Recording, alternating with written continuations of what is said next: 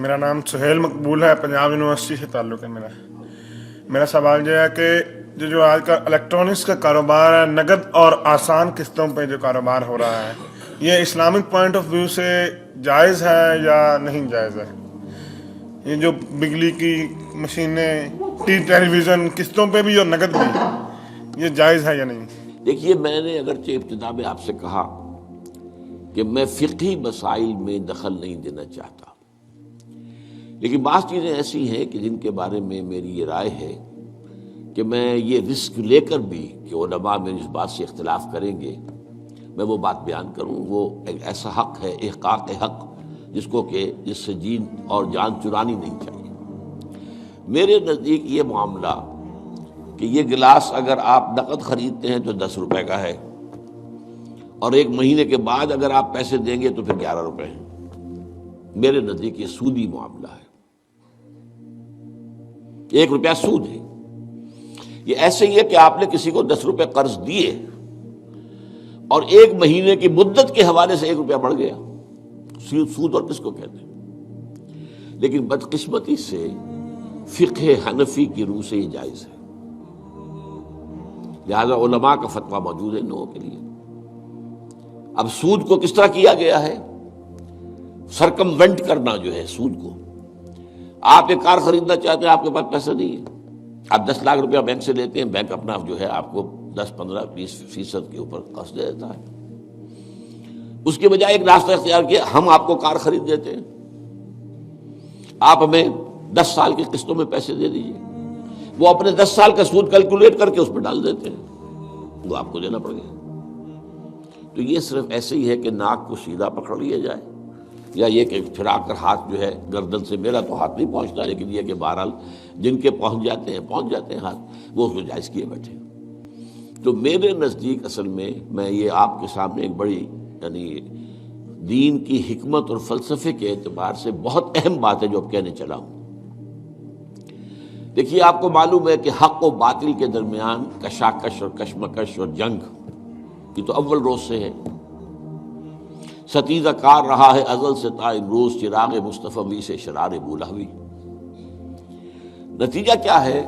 حق غالب آتا ہے، کچھ عرصے کے بعد پھر باطل سامنے آ جاتا ہے، پھر کوئی اللہ نے نبی بھیجا، پھر حق کو غالب کیا، پھر اس کے اوپر بعد میں کچھ عرصے کے بعد پھر باطل سامنے آ گیا، شیطان نے پھر غلبہ کر لیا۔ یہی ہوتا آیا ہے۔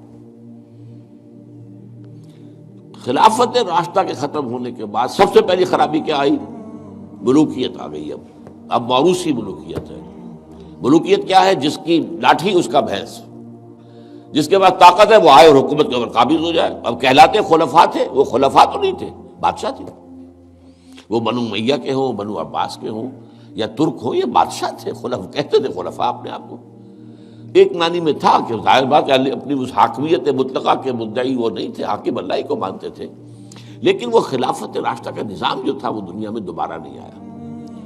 اس ملوکیت میں آ کر ظاہر بات ہے دین میں جو فساد برپا کیا ہے، وہ نماز روزے میں کوئی فساد پیدا کرنے کی انہیں ضرورت ہی نہیں تھی، پڑھے جاؤ بھائی نماز ٹھیک طریقے سے پڑھے جاؤ، لیکن ان کو مالی معاملات کے اندر ملوکیت کا معاملہ جو ہے وہ تو اس کے ساتھ باپ ہوتا ہے۔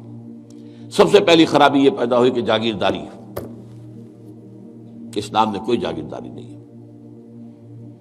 اسلام میں یہ جو ایبسینٹی لینڈ لارڈزم ہے یہ بھی جائز نہیں ہے۔ امام ابو حنیفہ کے نزدیک حرام، امام مالک کے نزدیک حرام، امام شافعی کے نزدیک حرام، لیکن یہ ہے کہ قاضی ابو یوسف صاحب نے جو امام ابو حنیفہ کے شاگرد تھے اور امام محمد وہ بھی دوسرے شاگرد تھے، انہوں نے فتویٰ دیا جواز کا، کچھ شرطیں لگا کر، اس لیے کہ ملوکیت جو ہے وہ جاگیرداری کے بل پر چلتی تھی۔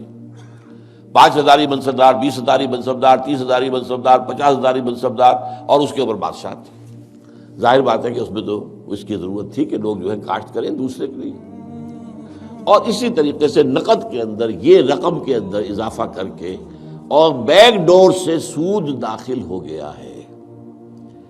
لیکن ایک زمانے میں ہمارے ہاں جب کہ سپریم کورٹ تک معاملہ پہنچ گیا تھا سود کا، تو میں نے اس معاملے میں ایک بہتری کا پہلو دیکھا تھا کہ چلیے کم سے کم ایک سود اسی درجے تک تو آئے گا نا کہ 1 مہینے کے بعد پیسے دو گے تو 11، اگر 2 مہینے ہو گئے تو وہ 12 نہیں ہوں گے، 11 ہی رہیں گے، یعنی ایک انیشل سٹیج پر تو سود آ گیا، لیکن اس کے بعد وہ پرپیچویٹ نہیں کر رہا، بڑھ نہیں رہا ہے. 3 مہینے کے بعد 13 نہیں ہوں گے، رہیں گے وہی 11 ہی. تو کم سے کم یہ کہ لمیٹیشن تھی.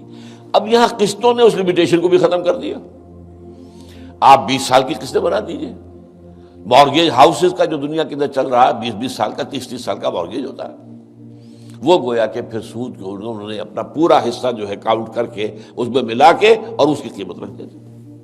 میرے نزدیک یہ چیزیں حرام ہیں، اور میں ڈنکے کی چوٹ کہتا ہوں کہ حرام ہیں. لیکن چونکہ علماء کے فتوے موجود ہیں تو لہذا میں کیا کروں گا، جو بھی کر رہے ہیں اب ان کی طرف سے جواب دہی اللہ کے ہاں پھر علماء ہی کو کرنی پڑے گی.